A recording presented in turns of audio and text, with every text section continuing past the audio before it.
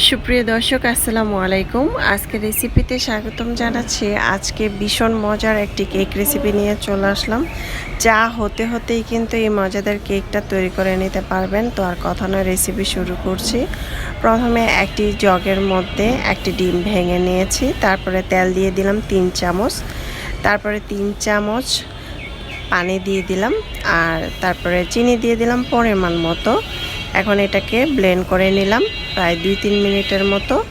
তারপরে আমি একটি বাটিতে এগুলো ঢেলে নিচ্ছি। তারপরে এখানে দিয়ে দিলাম হাফ কাপ সুজি, হাফ কাপ ময়দা, পরিমাণ মতো সামান্য একটু লবণ, 1 চিমটি, 1 টেবিল চামচ বেকিং পাউডার, 3 টেবিল চামচ গুঁড়া দুধ, ভ্যানিলা এসেন্স দিয়ে দিলাম 1 টেবিল চামচ। সবগুলো উপকরণ দিয়ে এখন আমি ভালোভাবে হ্যান্ড উইস্ক দিয়ে নেড়েচেড়ে মিক্স করে নিব। ভালো করে যখন মিক্স করা হয়ে যাবে তখন কিন্তু আমি এটা কিছুক্ষণ রেস্টে রেখে দিব। অবশ্যই 10 থেকে 15 মিনিটের মতো রেস্টে রেখে দিবেন, আর যদি পারেন তাহলে আরও বেশি রেস্টে রেখে দিতে পারেন। হাতে কম সময় থাকলে কিন্তু আপনারা 10 থেকে 15 মিনিটের মতোই রেস্টে রেখে দিতে পারবেন।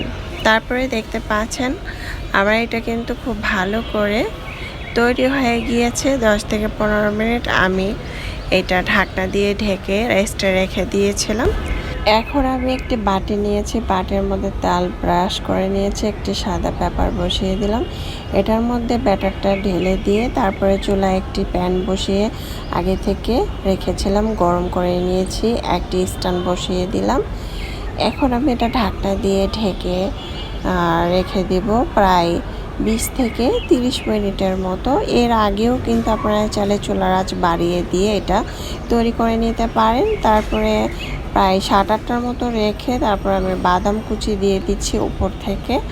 বাদাম কুচিটা দিলে দেখতে সুন্দর হয়, খেতেও ভালো লাগে। না চাইলে সেটা স্কিপ করতে পারেন। ঢাকনা দিয়ে ঢেকে রেখেছিলাম প্রায় 20 মিনিটের মতো। চুলার আঁচ প্রথমে বাড়িয়ে দিয়েছি, তারপরে চুলার আঁচ কমিয়ে এটা বসিয়ে রেখেছিলাম 20 মিনিটের মতো। 20 মিনিট পর চলে আসলাম ঠান্ডা করে। এটাকে আমি এখন ছুরির সাহায্যে সাইড থেকে কেটে নিচ্ছি। দেখতে পাচ্ছেন এই কেকটা এতটাই নরম তুলতুলে সফট হয়েছে, খেতে অসম্ভব মজার হয়েছে। বাচ্চা থেকে বড় সবাই অনেক বেশি পছন্দ করেছিল। আপনারা নিজেরাই দেখতে পাচ্ছেন কতটা অসাধারণ হয়েছে কেকটা, খেতেও আলহামদুলিল্লাহ এতটাই মজার হয়েছিল। চাইলে কিন্তু ঝটপট এই রেসিপিটা আপনারা তৈরি করে নিতে পারেন। আমি ছুরির সাহায্যে কেটে নিয়েছি। দেখতে পাচ্ছেন বাসার সবাই আমার হাতের কেকগুলো খেতে এত পছন্দ করে। আপনারা চাইলে ঝটপট এভাবে তৈরি করে নিতে পারেন। আশা করছি রেসিপিটি ভালো লেগেছে। ভালো লাগলে অবশ্যই চ্যানেলটা সাবস্ক্রাইব করে লাইক দিয়ে পাশে থাকবেন। দর্শক বেশি বেশি ভালো থাকবেন, খাবার কখনো অপচয় করবেন না। আমরা চাইলে এই মজাদার সুজি দিয়ে কেক তৈরি করে খেতে পারি। এতক্ষণ আমার সঙ্গে যারা ছিলেন অসংখ্য ধন্যবাদ জানিয়ে আজকের জন্য বিদায় নিচ্ছি। আল্লাহ হাফেজ।